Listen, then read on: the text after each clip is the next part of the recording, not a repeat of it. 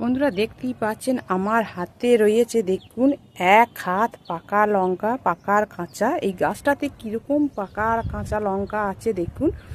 তোলার অভাবে দেখুন এইরকম পেকে গিয়েছে। প্রচুর লঙ্কা, কত আর তুলে খাওয়া হবে প্রতিদিন।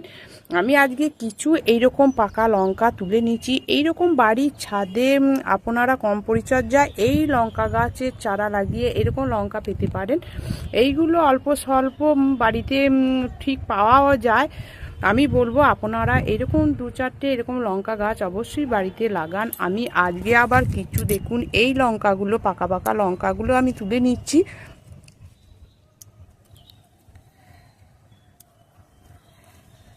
দেখতে কত ভালো লাগে এবং তুলতেও ভালো লাগে।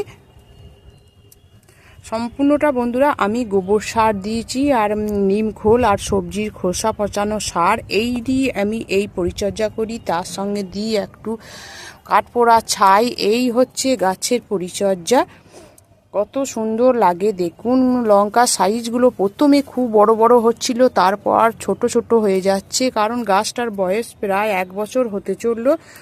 আমি এইভাবে বাঁচিয়ে রেখে দিয়েছি। একবার শুধু রিপোর্টিং করেছিলাম, তারপর আর করা হয় নাই। এরপর আমি এই খাবার গাছের টবের ভেতরে এই বোতলের মধ্যে দিয়ে থাকি। এইগুলো খুব কম পরিচর্যায়, আমি তো বলেই দিলাম, আপনারা অবশ্যই লাগান। তাই ভিডিওটি ভালো লাগলে প্রচুর প্রচুর লাইক করবেন, কমেন্ট করবেন এবং সাবস্ক্রাইব করে আমার সবুজ বিলা ইউটিউব চ্যানেলের পাশে থাকবেন।